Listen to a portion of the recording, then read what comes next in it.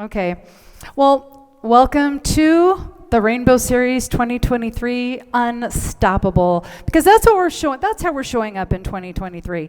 There is a shift, there's an evolution in consciousness that's happening right now. And it's been going on for a while, but it has really picked up speed. And I think today we're going to have a deeper understanding of why it's picking up speed, because the law of cause and effect. So we call it the Rainbow Series because we are going into an element of our own energetic system. We're going through the chakras. Now, within the chakras, we have something called the shadow, and we know we're showing up in our shadow if we're struggling with our life. So this is how it can look when we are in our shadow. We'll view the world through this lens. I'm not enough. I don't have enough. Life's not fair. I am powerless to change things. And how that often will look for us is, I need this thing out here to change so I can be happy. Okay, so that's being in our shadow. But see, the shadow, when we're living through our shadow, we're living in a mistaken perception of ourself. It's not the truth of who we are.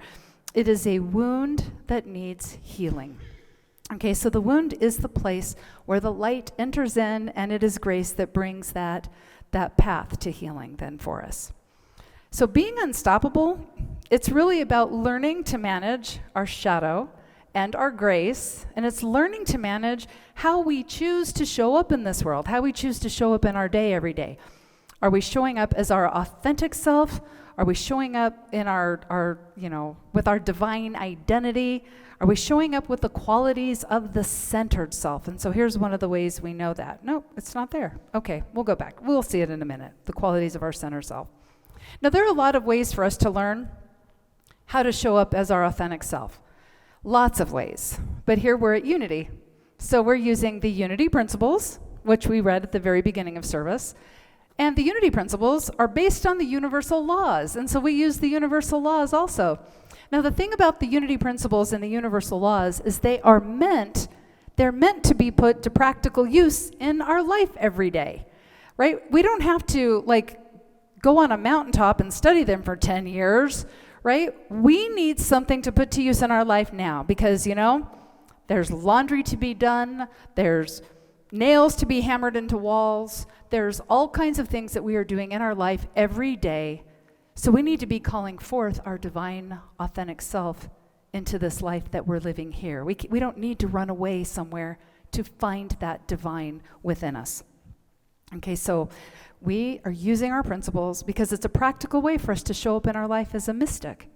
And that's the archetype of the average person who comes to Unity, right? They're called the mystical magician or the mystical alchemist so that's our archetype here, right? We're a mystical creator of some sort, but we're practical because we're also here to call the soul forth into our life. You as a soul, you're already enlightened. On a soul level, you know about the all. You know your connection to all things. On a soul level, you're accepting of the all. You feel the truth of the divine as being love. You don't have to learn anything from that perspective. We're here learning to call our soul into the way we live our lives in how we do what we do. So today I'm going to be talking about the universal law of cause and effect and the shadow and the grace of the crown chakra. So the law of cause and effect, it's pretty simple. It's, that nothing happens by chance. There's always a previous thing that causes the current thing. So you can call it it can be like an action was taken and then there's a reaction to that, a choice, and then there's a consequence. Okay? So it's just nothing happens by chance. Everything is connected. Now, sometimes it can be really obvious cause and effect. Like you wake up in the morning to your alarm, but then you keep hitting snooze on it. And then you end up being late to work. So you know you're late to work because you kept hitting the snooze. But see, cause and effect keeps going back in time. Why did you keep hitting the snooze button? Well, you stayed up too late. Why did you stay up too late? Well, because you were talking to a relative you haven't talked to in a while. Well, why haven't you talked to that relative in a while? Okay, so you can see you just keep going and going with cause and effect. Sometimes it's not very obvious.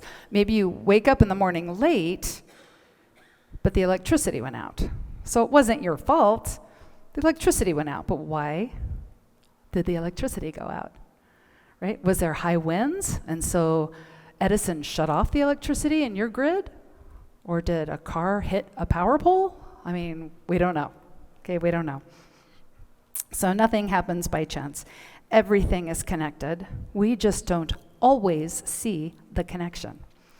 In 1994, that's when I became a massage therapist. And everybody thought I became a massage therapist because at the end of 1993, I got laid off from a mortgage company where I had been working for 10 years, right? So Deanna became a massage therapist because she got laid off. Cause and effect. But see, actually, about 2 years before I got laid off, I had a really bad headache at work one day. And one of my friends was training to be a physical therapist, and she said, "Let me rub your neck and shoulders." And it helped. My headache went away. And so I would go and get neck rubs from her like all the time, right? One day she shows up, and she's got a terrible headache. And I said, "It's so sad you don't have anybody here to rub your neck for you." Well, she was in HR, so she could call me into her office, and my boss couldn't say anything, right? She's like, "Okay, Deanna, you're going to learn how to massage a neck." So I learned how to massage her neck and shoulders. Well, then pretty soon, I'm massaging necks and shoulders for lots of people where I work. And at the time, there were like 500 people working there. And I would have people just walk up to my desk, like, are you the one that gives massage? I was playing softball the other day, and I got this. So I would just give massages. So you maybe could say, well, Deanna learned to give massages and she liked helping people. So when she got laid off, she decided to become a massage therapist. But actually even goes back farther than that. Yeah, I liked helping people. But you know what I liked more? People loving me and talking about how great my massage was, appreciating me, approving of me, right? I was getting all this attention, positive attention. So you could say, well, maybe that's why. Well, why did I need this positive attention? Why was I seeking approval? Well, we could go back and say when I was a wee baby, right, the sperm donor, he left my mother and me, so maybe that's it. Right, because my dad bailed on us, the coward that he was, so maybe that's why. Really, Deanna didn't get the love she needed from her father. But see, you can go back even before that. It may stop there with me.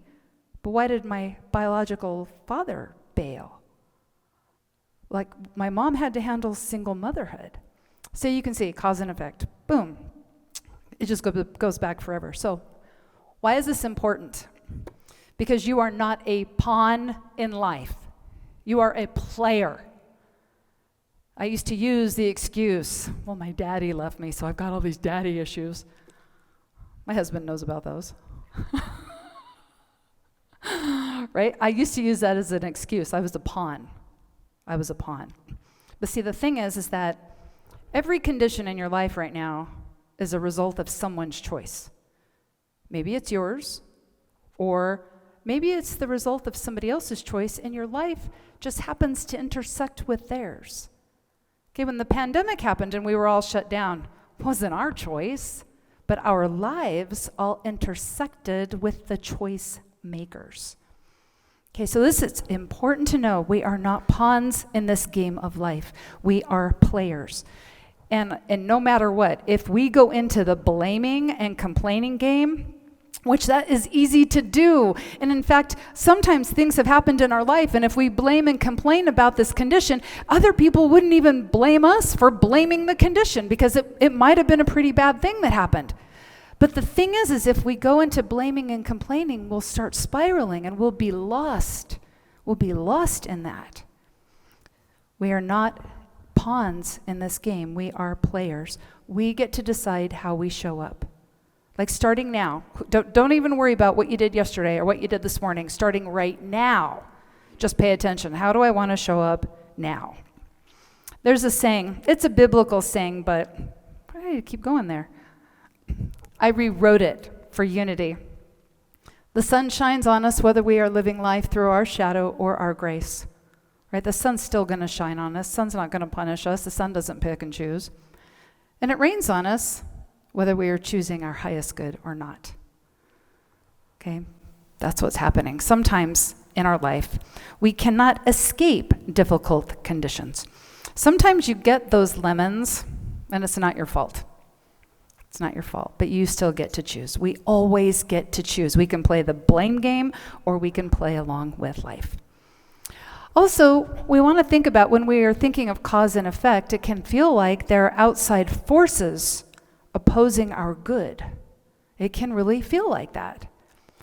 My husband, of course, a lot of you know this, my husband and I are currently looking to move or looking to purchase something. Ideally, I would love to purchase a little piece of land that we can put a modular on, right? I would love that. I think it'd be really cool. But we're looking around in this area. We have really limited options here, right? There's just not a lot for sale. A lot of stuff is way too expensive. And at first, when I started looking around, I was like, this was an opposing force. This felt like an opposing force to me. Prices are too high. But see, actually, we're still at choice. Our options are just limited because we're choosing to stay in this area. We could go look at properties toward Indio or 29 Palms. We could probably find something really great out there. But neither one of us want to drive that far. Okay, so there are not any opposing forces. There's nothing out there trying to squash your good, or even if it is, okay, really, even if it is. It doesn't have any power over how you decide to show up in your day. Okay, you may have limited options, but you know what? When we have limited options, we just start choosing something. Start choosing. So cause and effect, really, we just want to think about making a choice that honors the divine within us. Because then we're voting to show up as that person. Sometimes we might make a choice that fails to honor the divine within us, and that's a vote for somebody we don't always like being. Okay, so we make choices that honor the divine within us. So going to the crown chakra today, there's the crown chakra up here. It's our connection to our spiritual nature. This is where inspiration and brilliant ideas enter into our imagination.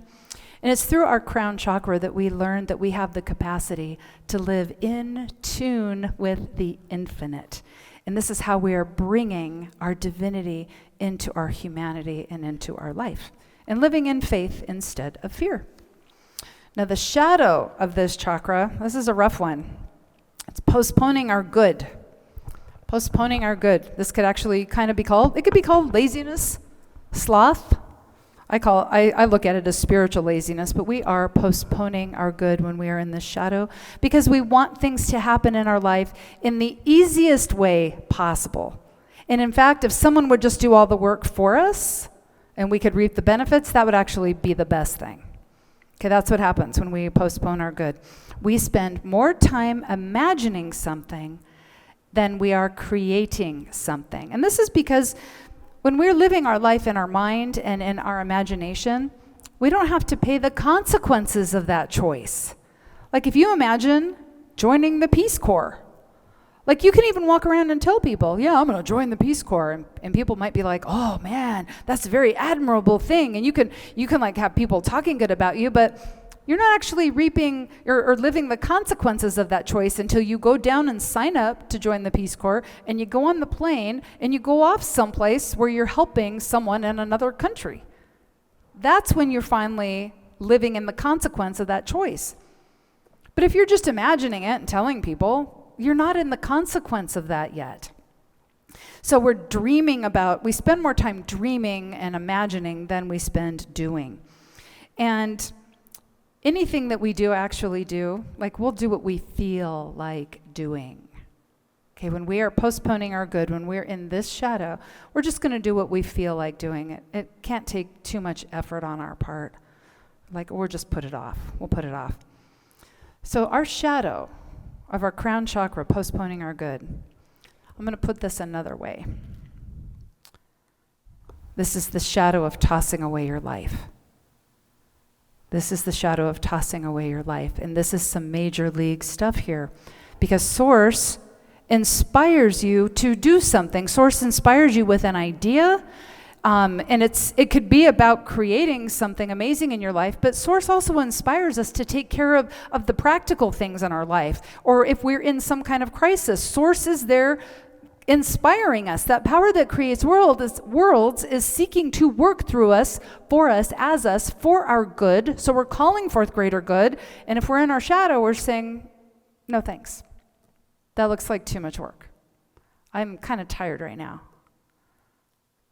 It's not easy enough. I don't have a guarantee. I can't do that. I can't do all that work unless I have a guarantee the rest of my life will go perfectly. Okay, that's the shadow of tossing our lives away. We say no to life that is always saying yes to us, that is always giving itself to us. So we're denying those forces that tell us how to move forward in our lives, right? The same power that builds worlds. Okay, that power. Like, what could possibly get in the way of that power when we say yes to it? Yet if we're in our shadow, it's like, oh, it's too hard. When we go into crisis mode,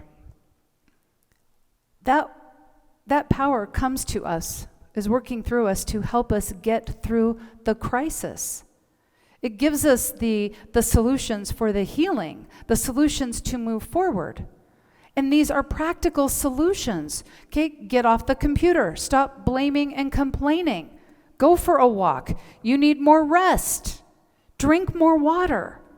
Okay, these are a lot of the practical solutions that come through us. But when we're saying no to life, when we're in our shadow, like we can't even have the benefit of this power putting us under crisis management to help us get through whatever it is we're getting through. These are all living instructions from our soul. They're living instructions. But what do we do if we if we have to go out of our comfort zone? We think it's too hard. It's like, nah, that'd be too hard. You'd be surprised how hard it is to get off your computer when you're playing a computer game. Like one time I was on a computer game and I was only going to just play this one game while I drank 1 cup of coffee. My kids were little. They were like 2 and 4. And Adam comes to me and he's like, and I'm just going to drink this 1 cup of coffee. Adam's like, Mommy, we're getting hungry. Can we have lunch? It was like 11 o'clock. I was still in my pajamas playing this game. We got to say no to that. If we are in our shadow, we are fighting mystical transformation, and we are battling the speed at which things can happen for us. We're battling against it. We're saying, no, this is happening too quick. I want to go slow. Okay, so imagine you're going to take a leap of faith. What is a leap? A leap implies you're jumping, and it implies you're jumping over the unknown. This is why we call it a leap of faith. Now, if we're in our shadow, we'll say, yeah, I'm going to take a leap of faith, but it's going to be slow. I'm going to just jump off that cliff really slow. I'm just going to stop about this far from the edge and just see how it goes, because I don't want to go too quick, because I got to make sure everything's okay along the way. In this shadow, we're trying to slow everything down. Okay, so I want you to think about your dream for a minute. Think about something lovely you would just like to create. Now, this lovely thing chose you. It chose you. It decided, yeah, Taylor will create me. Nick will make sure this happens. Right? B, Bobby, Sky, Dawn, Dave, Adam. Like, they've got what it takes to make me happen in the world, to make me become a physical presence for the benefit of all. And if it chose you, it brings along with it the means to make it so. But if we're in our shadow, we're going to look at that beautiful dream that chose us. And we're going to say, no, that'd be too hard. I don't think so. Okay, we're saying no to that. Luckily, we have a grace that helps us with that. And it's the grace of wisdom, the grace of wisdom. This helps us step into our divine truth so we accept our sacred assignment. Your sacred assignment is anything that wants to be created through you.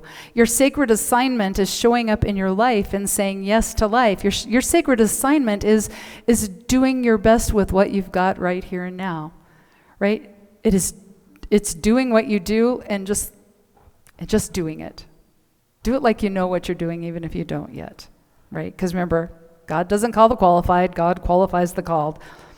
Okay, so the grace of wisdom helps us to choose to do something greater, to do greater things, to say yes to life instead of choosing comfort, instead of choosing in the safety of our comfort zone.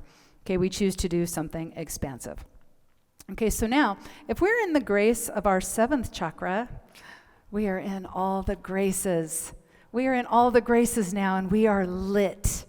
We are one lit soul. So we're in the grace of reverence, so we see all of life as sacred. The grace of piety, we are devoted. We are committing to showing up to this sacred life as the sacred being that we are. Okay, the grace of understanding. We now we understand that cause and effect, it's like everything's connected, but in the grace of understanding, we're okay not knowing everything, right? That's saying you don't have to see the whole staircase, you just see the first step. That's all you need to see. So that's the grace of understanding. And then fortitude. We have the strength and we have the courage within us to do what we need to do that next brightest thing.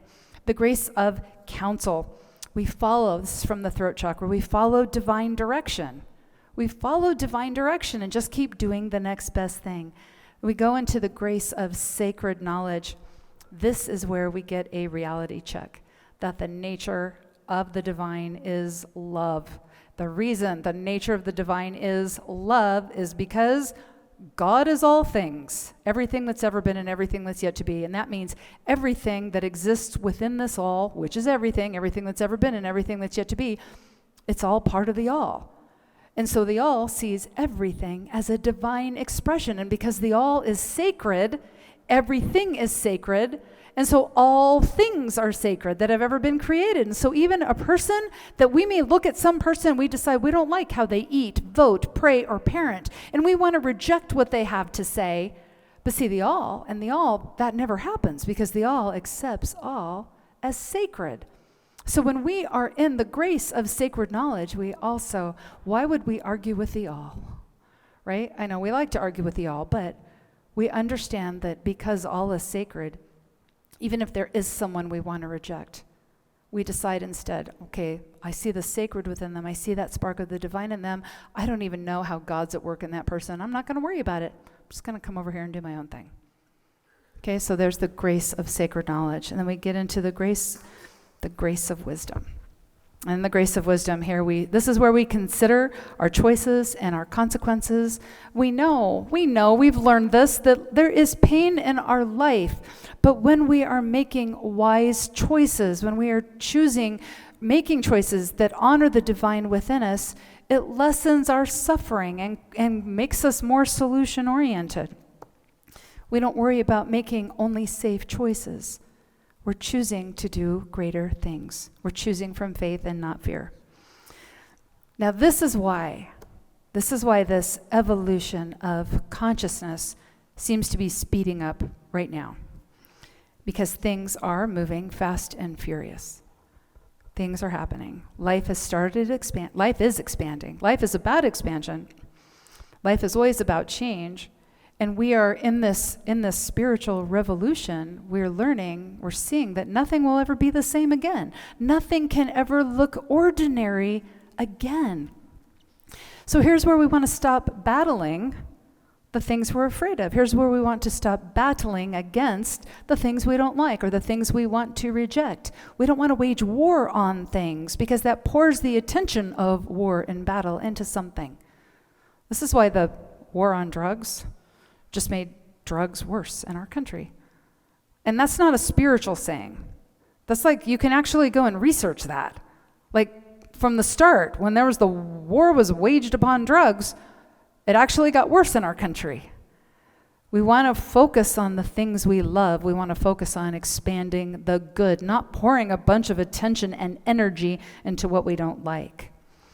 Okay, so in these graces, we are focusing on the wonder that is God. And we are saying yes to our sacred assignment. Yes to our sacred assignment. This is how we're bringing more light into our lives. And this is why things are changing at the speed of light. We're part of this. We chose to be here. And it's good. And it's all good. This can be scary sometimes, right? Sometimes the ride's really scary. but sometimes it's great. So here's our affirmation. Our affirmation for this week. I hope that you will say this. I've been saying it. It's really fun. I am not a pawn. I am a player. We'll say that? Yes. Player, baby. Player. What? I know, right? Yes. There is a saying, and I don't really know where it came from, but it says, do what you will, then pay the price. Do what you will, then pay the price. Okay? Every choice we make will have some kind of consequence. Now, the word consequence sounds like, well, you did it now, right? But actually, there are really good consequences too, right? My choice to give up dairy, cow dairy, has consequences, which is that I feel less achiness. I feel like I'm less bloaty. But I know if I were to choose to go home and eat a stack of American cheese, well, that's not really cheese. If I were to go home and eat a stack of cheddar cheese, I would pay the consequences for that too. Did I choose to do it? Maybe I did. Maybe, yeah, I did. Nobody forced cheese down me, okay? Every action we take is a vote for fear or a vote for faith.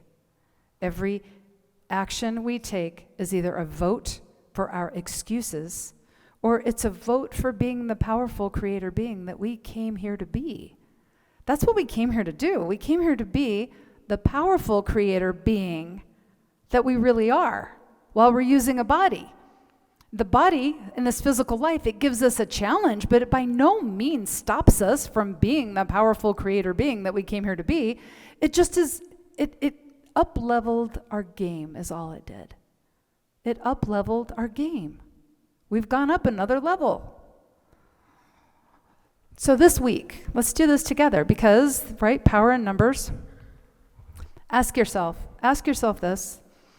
Did I use an excuse to show up small? Did I do that?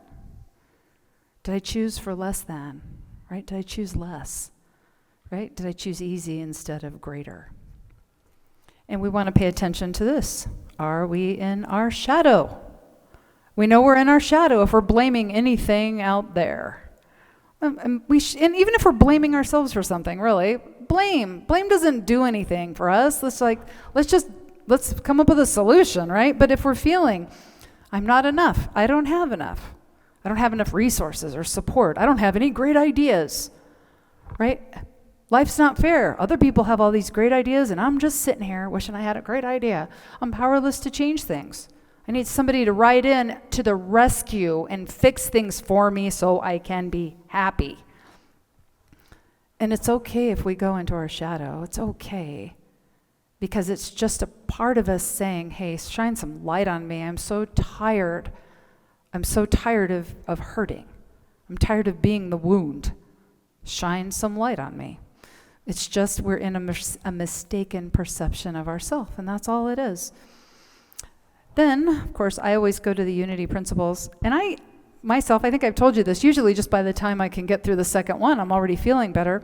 But we just remember, like when crazy things are happening in our world, we remember God is all things, and that means everything on this planet right now is an expression of the divine in some form, which also means that solutions, they could come from surprising places because if God is all things, God is how we call forth solutions. And so we could get a solution to something from a really unexpected source, like a place maybe we never dreamed of. Okay, but God is all things.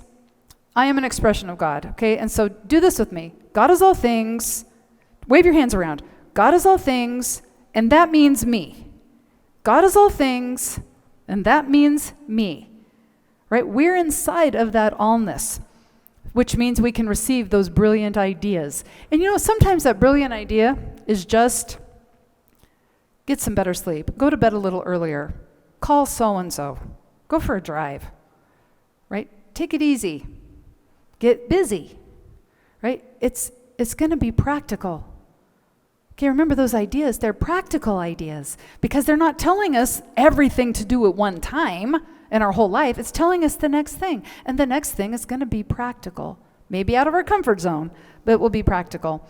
I create my experiences through my way of thinking and acting. Well, we know if we're getting down on ourselves, I'm so stupid, I'll never be able to manage this. Well, we're not in the first and the second one very well at that point. So that maybe that we need to go back to, wait, God is all things and that means me. Okay, so we create our experiences through our way of thinking and acting. Affirmative prayer and meditation help us to align with the divine within. But that's not all. I mean, you could go for a walk.